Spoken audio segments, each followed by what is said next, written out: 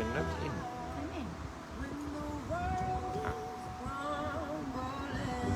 Right.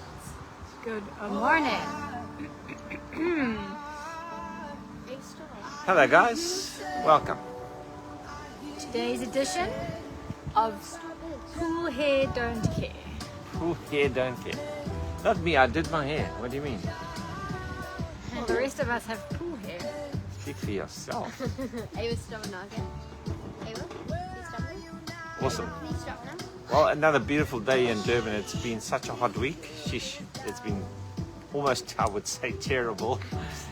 It's just been excruciatingly hot and humid all week. Today's Durban for you? no exception, I think. We've been swimming in the water. But yeah, a lot of swimming happening. Cozy. Yeah, these kids are living in the pool these days. Morning, Gugs, and morning, Claudia. Welcome. Okay. Hope you've all had a good week and ready for a new week of the new year again, starting tomorrow. Morning, Danelle. Morning, Danelle. You guys are all well. Just while we're waiting for some people to join, we've also moved the audio from these sessions onto Spotify and also Apple Podcast. So you can catch them there as well. A lot of people don't have the bandwidth to deal with the videos, but and in addition to that, maybe on your way to work or wherever. Stick us in your ears when you go for a walk. Yeah, I do that when I run, and these days walk. You stick yourself in your own ears. Other people. No, Daniel. No, podcasts. Podcasts are very helpful because you can pop them in while you're working. You don't have to be visually engaged. They work quite well. So I'll pop the links in the bottom in the comments for Spotify and podcast, and also of course YouTube. So yeah, they'll get uploaded on Sundays, latest Mondays, so you can catch them there as well. If you are listening via podcast or Spotify, then just so you know, because you can't see us, we are not in the studio. We are basically at our pool. It's this. It's audio At my from fireplace. And my kids are here, and me and Tori are here with the kids. So you'll be hearing Durban sounds like Hardy does, and some dogs now and again, and cars, and so it's not studio environment. Hope it's not too off-putting, but we did order some microphones, so hopefully they'll arrive, and that'll help us clear up some of the sound to some degree. Anyway, all right. Thank you so much, Guys, my that's children. so cute. The song was over. Oh, Excellent timing. biting my hair. Okay, boobs. Okay, bye guys. Bye. Morning, Lucas. You're a little bit naughty. Bye, guys. Bye guys. I'm trying to walk. You okay to get down? You need Sure. help still? All right. Ish. Okay, bye. Maybe in a little bit. Okay, we want to get going because of the podcast, we've got time constraints. So we need to fit things into a certain time frame. Anyway, so we've been talking about love for the last 2 weeks. The first week we spoke about the manifestation of love, highlighted 5 or 6 things that maybe can help us to define what agape love, or agape is a word we use for the God type of love, that somehow stands out from all the other types of love, the brotherly love, the erotic love, the pragmatic love. What are the other ones? Playful love, and there was another Brotherly. one. Oh, I got that one. Anyway, 1 or 2 more Greek ideas about love, but agape seems to stand out as something, I like to call it otherworldly, and the best religious word for that is holy. And there were some notes, and I'll just mention the 6 things quickly. And this is a recap. You can pop back to the manifestation of love to get a bit of a lowdown on what these mean to us. But love is a single source, no matter where you find it. Number 2, love is a one-way street. In other words, it's almost independent of what comes at it. It keeps coming. Number 3, love is an unreachable but an absolutely necessary goal for us. Number 4, God is love. And number 5, love is the manifestation of God. And where you see love, and it was centered around the idea that that's kind of where you're going to see him. You're not really going to see him in any other way. But okay, so that was that. And then last week we spoke on useless faith, which is basically the idea that any dogmatic approach to God, no matter how great we think our doctrines are, if they don't produce love, it's really a pointless exercise and a waste of time, because love is the point and the origin of the idea of faith. And so today we're going to be sitting and talking a little bit more about that, the relationship between love, faith, love, and hope, and hopefully ending on the discussion point, the glory of love. So, we defined love previously as a universal self-sacrificial love, which normally it comes at us regardless of the circumstance, which is that's pretty impossible. But and that's also what we said. We said that it seems like the God type of love is an impossibility to some degree for humans, and it is something that we strive towards and always approach, but really can't fully embody. At least I always like to say not yet, but anyway, that's that. So I want to talk about the trinity of virtue, which is what we find in faith, hope, and love. So I think that those three virtues are not just religious virtues. They are the virtues of any relationship or any form of interaction that is noble and sincere. You'll find these three elements in it: faith, hope, and love. So I like to call it the trinity of virtue.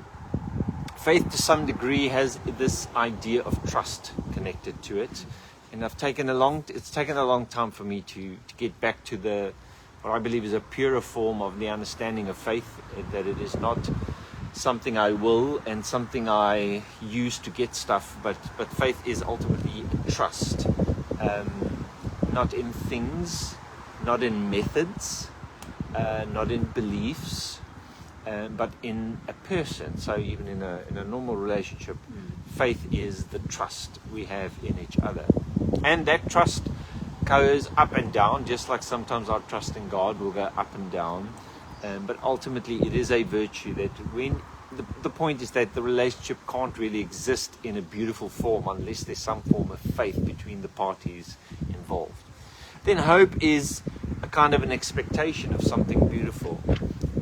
I like to call it the beautiful expectation. Hope is that little thing that's in you that makes you come back, even though it's hard. It makes you come back. I think when it comes to Christianity or really any religion, which I actually think that any religion most religions have these three virtues as kind of core tenets. But hope is that thing that even within Christianity, reading history and learning a bit about history and where we've come from as a human race, we've come through some really, really tough places, and some places are not beautiful. Some parts of our history are really quite dreadful, shameful, really. But hope is that part of us that has an expectation of something beautiful in the end. And so even within your relationship, maybe with your wife or your husband, parents, or whatever type of relationship, the reason you're still in that relationship is because you have hope. You have hope that even though you are going through, let's say, a hard time or things aren't looking great, you have an expectation of something, a beautiful outcome that will come from that relationship. And without that hope, the relationship is basically dead. And to the degree that hope is alive, to that degree the relationship, I guess, is alive. So hope is a beautiful expectation. When it comes to Christianity, I think hope is many people have an eschatological hope, meaning a hope that in the end everything will be great.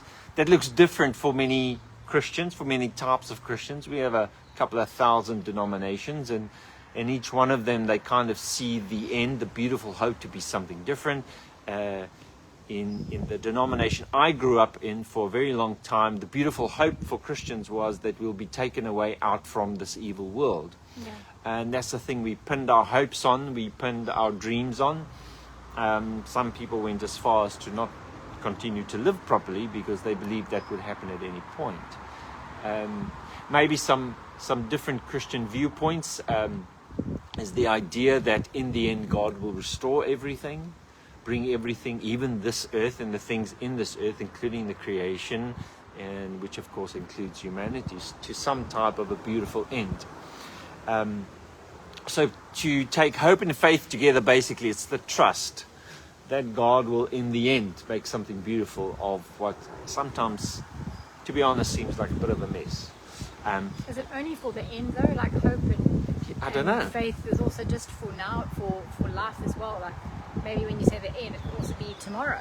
Yes, You know, yes, of it's course. Not like the only for Yeah, long time. I think ahead. what I meant is in the religious, like in the strict religious sense, the hope. Many times when it's read in scripture, people don't think it's of for an end tomorrow. time. They don't really think of tomorrow or tonight. They think of in the end. You know, like I said, for many years, the hope for us was basically a form of rapture. Yeah. So of course, I think it's a misconceived idea, and I think what you're saying is that hope is for tomorrow. Sometimes that's as far as you can see, you know. So yes, in a general sense, I think that hope is not just something in the very far future, but it is something for tonight, for tomorrow, for next week. I remember my dad always saying to me that, you know, when it's tough, put your mind on something beautiful. And by that he didn't mean the rapture, but he meant if you know that in 2 months' time you're going to the Berg for a holiday for a couple of days away, put your mind on that. And that does help. That expectation helps you trust and helps you move forward. And of course the last one is the one which we've been talking about, which is love. And love is, I'm just going to call it for intents and purposes today, just call it the giving. The giving is also very much part of every relationship, but also, of course, then our relationship with God has to do with His giving into us and our reciprocation of that giving, you know, our giving back unto Him. I think the important thing to know when we look at this trinity of virtue is that they're not all equal, and I think Paul makes that quite clear in 1 Corinthians, which is what we dealt with last week. Paul makes it quite clear that love is above the other two. So if you want to put them in a little pyramid, maybe that's not the best way to illustrate it, but it is the most simple. Might be a little bit more complex than that. But love is, he uses the word greater, which is, as far as I can see, it comes from the word mega, which means larger, older. I really like the idea of the older, that the one is older. Love is older than hope and faith, stronger. He adds to it that you know, love won't fail, which simply means in that sense is it's just never going to stop. It just never ever stops. Hope stops, you know. Yeah. Hope does stop when you land in the Berg on that holiday. That hope stops because it's fulfilled. Faith and the trust that it will happen, that is can become fulfilled. But love never gets truly fulfilled in that sense. In that way, it really never fails. So it's greater, it's larger, it's older, and it's kind of stronger, it seems, that this is what Paul speaks about in Corinthians. In some way, I see love like as a river, and it has riverbanks of trust and expectation, which is faith and hope that governs that love. But ultimately, love is the oldest one. And I think, as far as I can see, love is the origin that then draws out hope and faith. And that hope and faith, it just points into the future, but it points to love, or the fulfillment of love. Like love is kind of like a promise which uses hope and faith to bring it to fulfillment in that sense. All right, so in 1 Thessalonians, in 1 Thessalonians and 1 verse 3, I'm not going to read any scriptures this morning, but there's some words attached to each one of these virtues, and the one for faith is the effort or the work. The Greek word means toil, so I'm just going to use the effort of faith, the work of trusting. Trusting is a walk in the dark. It's a journey sometimes through it can be very, very dark, and that's why it's called trust. If it was brightly lit, it would not be called trust.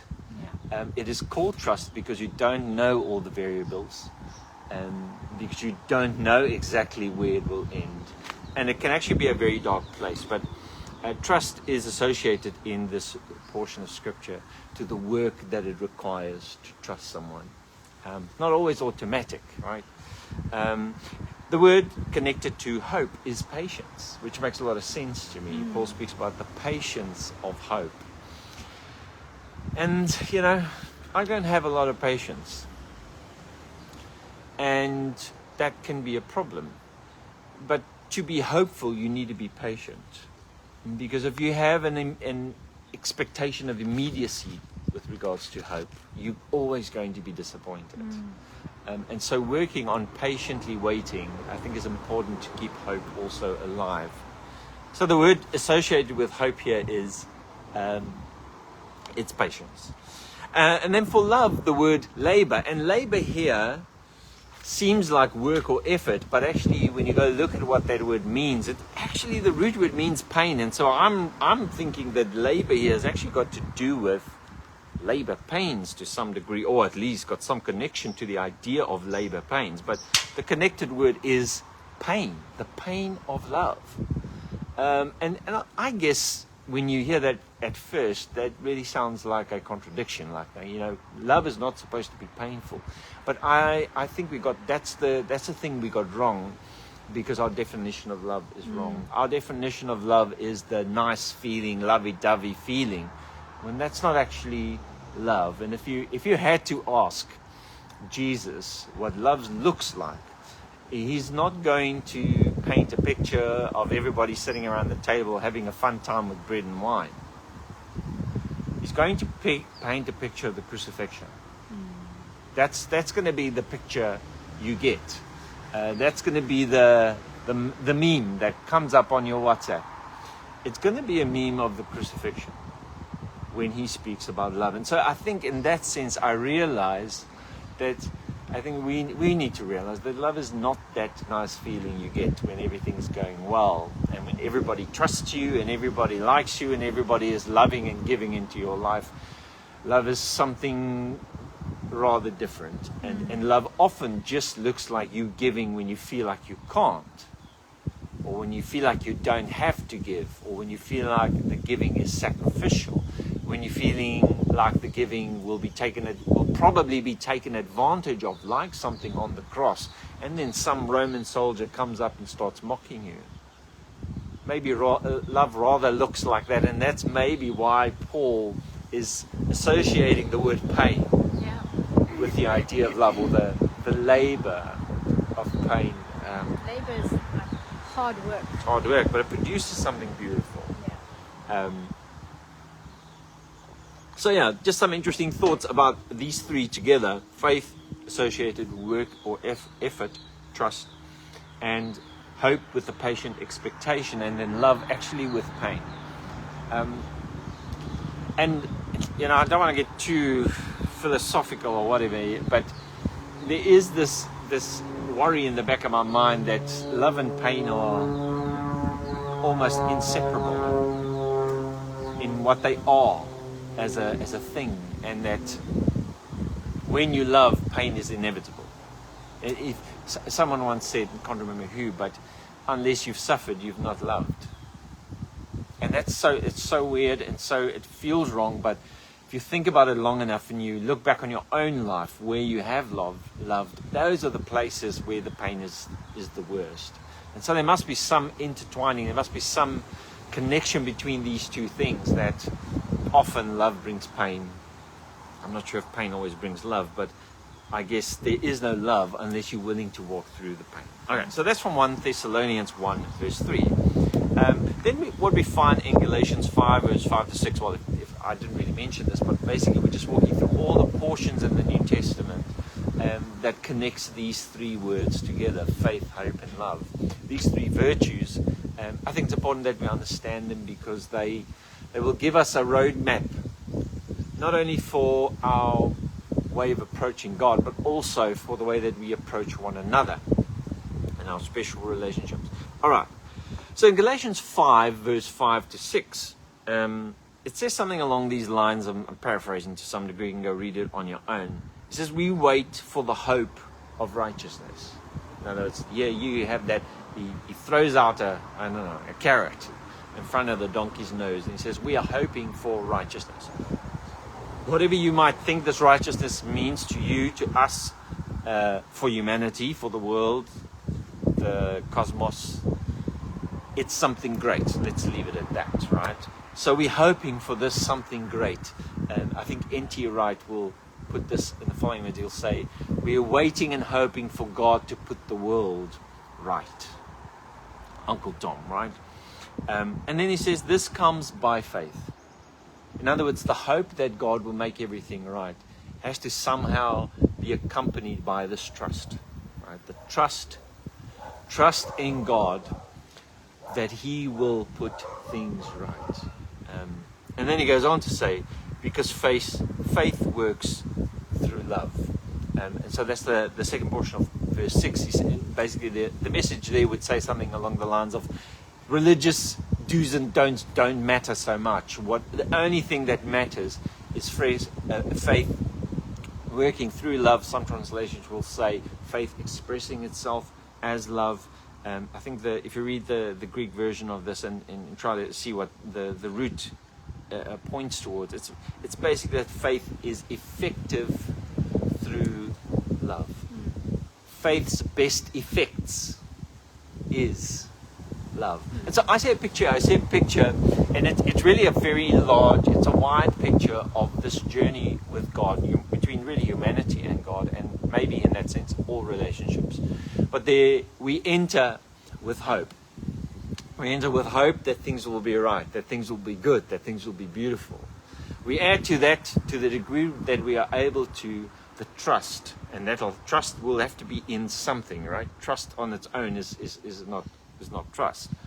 Trust is in the partner, or trust is in God that this will actually happen. But then there's also a practical aspect of what these two riverbanks produce. They produce the acts and the giving of love. And so to some degree love is actions by faith in hope. Love is the actions. Love is the actions. Driven by a trust that everything will turn out beautifully. And I think this is kind of what, in a religious sense, is happening in Galatians 5. I've written down here, our expectations of a right future come from our trust, and our trust makes us give. And it is not like God expects that from us when He has not done it Himself. And when I look at the cross or the coming of Jesus, or whichever way you view the incarnation, including the resurrection, ultimately it is God believing, in His case, in Himself, for a beautiful hope, beautiful end, and then the outflow of that is a giving. And so that giving is what we find in the cross. We find God giving. I would argue that this is not the first time this has happened to God, if I may say it in those terms. I feel like the act of creation is exactly the same thing. It is God anticipating a beautiful end. And by faith, if we can say that, giving by creating out from Himself. So the cross is not the first time that love gives from God's side, but it is an important time for us. It happens in our time, in our recorded history, so we will somehow pick up on the storyline. And this is maybe exactly how love works, is once someone has hope for something beautiful, puts their trust in the person, and then acts out of love, normally the response is the other person sees the act of love, and that brings up in them hope for something beautiful and building trust for the future. And so in some way it's like a dance that takes place between two parties, and the language of the dance is love that produces faith and hope, that produces love, that produces faith and hope, that produces love, that produces faith and hope. And the only qualification we do need to mention is that faith and hope are the vehicles, but love is the point. And so even in our religious pursuit or our spiritual pursuit of God, faith and hope are vehicles. They are not the point. And I think that's what I tried to say last week, is that when you get in any religion, and specifically in Christianity, this happens where people think faith and hope, that's the point. It's the goal. It's the goal. It's not the goal. Faith is not the goal. The goal, the intention of God ultimately can't just be to make us believe certain things. The ultimate intention of God must be to love us and to be loved. and the implementation of the virtues of faith and hope do exactly that. And so that dance then, instead of just between two partners, this is really a dance between us individually, but also collectively between us and God. In love, he puts out the universe, the creation. We come about, we see these acts, we see it again in the cross, and it creates faith and hope for something beautiful. If God really looks like Jesus, wow. I have a better expectation maybe than someone like Moses about what the future looks like. And that, what does that do for me? It makes me respond with love. And when I respond with love, then it brings up faith and hope. And so it seems like this positive spiral of the producing and the finality of love. Anyway, I was thinking about this morning that really, and I'm just checking my watch here, but you know, when you read the Old Testament, you don't come out of the Old Testament saying, oh, God is so loving, God so loved us. It's not what you come out with. You might come out with God is so just and so wrathful and so strict. Yeah. But what changed that? Why is the New Testament full of God? Why does the New Testament dare to even say that God is love above all the other things? Why is that so? Well, I think the turning point for all of this had to be the life of Jesus. Because all these, I mean, John writes about his experience in being able to touch him, walk with him, talk with him, and then says, I've witnessed this. And John, in the portion of John 1, John believed that Jesus was the Logos. He was the mind of God, the way of thinking, God's rationale in flesh. Yeah. And John concluded, because John is the one who does this the most, he is the one that concludes, then obviously God must be love because of the way he experienced Jesus. And of course, Paul didn't really walk with Jesus in the natural sense. So Paul picks up on what the other writers maybe wrote and picks up on his own spiritual experience with God and with Jesus. But Paul is the one that ends up with 1 Corinthians 13. And something happened between the Old Testament and the writings of the New Testament that turned things towards this idea that God truly, truly loves us and gave into us. Yeah. Okay, so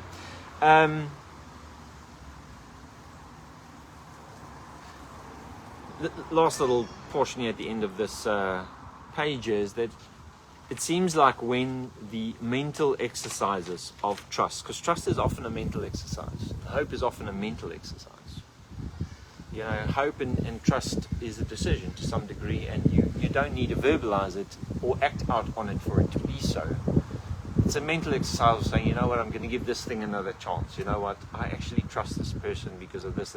It's a mental exercise, but the moment that mental exercise or those thoughts, they want to express themselves, they come out as love. So like the brain, the mental exercise of faith and hope eventually finds its place in this world in the giving of love. I want to end with two little verses, and they both, to me, is a curious replacement of the word love. So these are two portions in Scripture where faith and hope are mentioned, but love is not explicitly mentioned with them. The interaction between faith and love is mentioned, faith and hope is mentioned, but love is not, there is a third interaction, but it's not called love. It's called something else. And that to me is highly curious. And so I want to make mention of those here today. And that's kind of where our title fits in today. So the first one of these is found in 1 Peter 1:22, and goes something like this. And he gave him glory, and this is about the God the Father giving the Son glory. And he gave him glory that your hope and faith might be in God. So just to unpack that a little bit, it is basically saying that God gave Jesus glory, and because of this glory he gave him, because of it, our faith and our hope is now in God.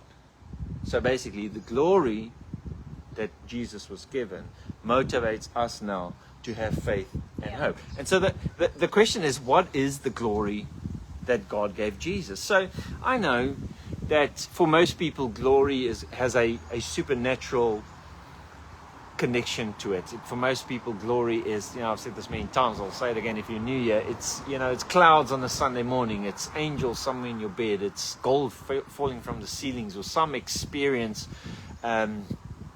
healing or whatever it might be, that most people see that as the glory of God. If they, you come back from Sunday service, we had a glorious time, the glory of God was in the place. What do you mean by that? Well, I got goosebumps while we were singing, or this happened, or this, and it's almost always connected to some form of manifestation of the supernatural for most people. But about 15 years ago, I started reading glory differently, and it has really formed me, to be honest. It was the beginning of a journey I think is still going on here. When I had a look at the Greek word doxa, which is used for glory, its simplest understanding was the reputation, someone's reputation. And sure enough, the reputation of a king can be his armies and his majesty and his clothes and his power and his economic prowess, his wisdom and all of that stuff. But it just seems like through the New Testament, the reputation of God becomes something else. Like it's in the Old Testament, the reputation of God is, I shudder to say this, but unfortunately this is what the Old Testament looks like. It's how many people get killed. The glory of God appears, people die. The glory of God appears, enemies die. The glory of God appears, smoke appears, fire appears, things happen. It's action-packed. It's amazing. But in the New Testament, especially after Jesus is no longer there, it seems like the writers like Paul, when they speak about a manifestation of what God is and what God wants to be, it always lands on love. And it makes so much sense to me that the final reputation of God is not going to be how powerful He is, but it's going to be how loving He is. In fact, one of the reasons why a lot of people won't turn to God or actually will deny His existence is just because they cannot believe in a God whose reputation is that of the Old Testament. Yeah. Simply put. Just very, very simply put. They don't want to. They'll even tell you, if He does exist, I want nothing to do with Him. So in some sense, we as Christians, we look at the Old Testament and say, God is so powerful, and so, we must fear Him because He can do A, B, C, and D to us. That is a reputation. But I think that's a wrong reputation. I don't think God wants that reputation. I personally believe He's been misrepresented.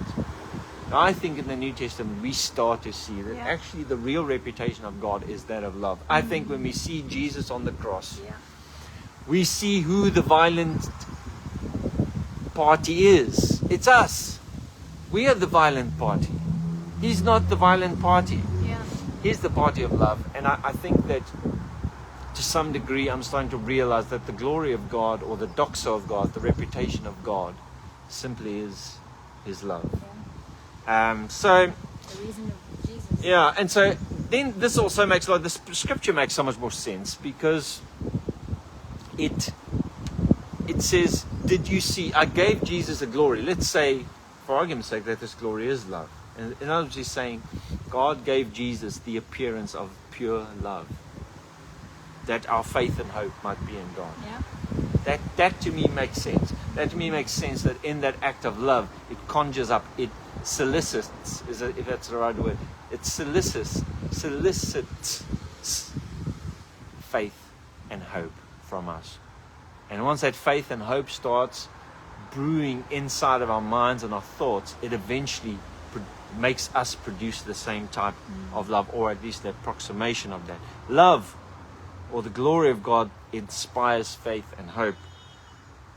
Love draws out the effort of faith and the patience of hope. And faith and love in return again produces the manifestation or the pain of love in us as humans. I want to end up with Romans 5 verse 2. So Romans 5 verse 2 says something along the following lines. We have access by faith into grace, rejoicing in the hope of the glory of God. And so 1 Peter 1 verse 2 speaks about, in the sense, love as the glory that solicits from us faith and hope. But this one works the other way around. It says, when we do then have faith into grace, and we rejoice in the hope. What are we hoping for? And what do we have faith for? Trust in is this manifestation of the glory of God. And so, to come back to some of the arguments we made very early on, what is our hope then as Christians? Yeah. I would like to say that I don't think our hope is any form of escape or rapture, as many of the Protestant denominations believe. I don't think that's that. I also don't believe that our full and final hope is some planet called heaven where we're going to sing all day, why 95% of humanity gets burned and tortured alive consciously for the rest of eternity. How are you going to do, anyway, I shouldn't even go there, but how are you going to be singing praise and worship while your uncle is burning forever? I don't know how that can actually be love. Could you actually say that you are a loving person if you could do that clear and without any consciousness of the people burning? Let's leave it at that. But I don't think our hope even looks like that. I don't think our hope is that one day God, we're going to see his throne, we're going to sit on his lap and talk about Moses and things like that and creation. And I don't think that's our hope. I think ultimately our hope is a singularity. It is that we'll become fully aware, fully impregnated with the love that birthed us in the very beginning. That's the hope of righteousness. The hope that God will put things right is the hope that love would eventually win, and that love would eventually fill everything in the way that God fills all things. I think that's how God fills all things in any way, by love filling all things. So I end off by, I want to use a small example here. When you look up the word agape in the Greek, it's also used as the idea of a love feast. Now, in the early Christian era, there were these feasts, or, feast is a place where we eat and drink, and many times this came together with communion, and we have some writing that suggests that some of these people had too much of a nice party. They didn't wait for each other and whatnot. But a love feast was basically a time when everyone came together and love was shown in kind of fellowship or whatever it might be.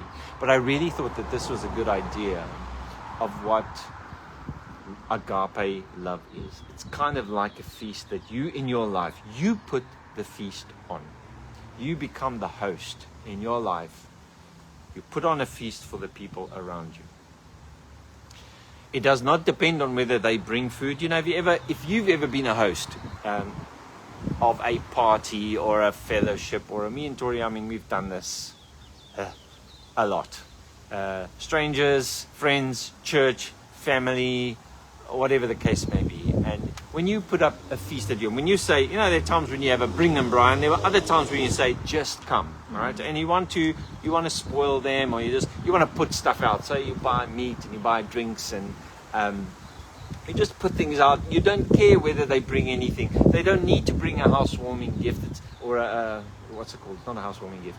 A gift to the host. You don't need any of that. You just want them to eat and drink of you in those moments. And then you get people that come, and they sit with their feet on the couches, and they bang your new aluminium powder coated chairs so that the powder coating falls off, and they sometimes don't respect your property, and you see it and you keep your mouth shut because it's a love feast, because you didn't put this on because they were perfect. You put it on so they could eat from you, they can drink from your life. And in some ways, the love of God in us is like putting on a feast. And it's going to be a mess. People are going to take advantages at some point.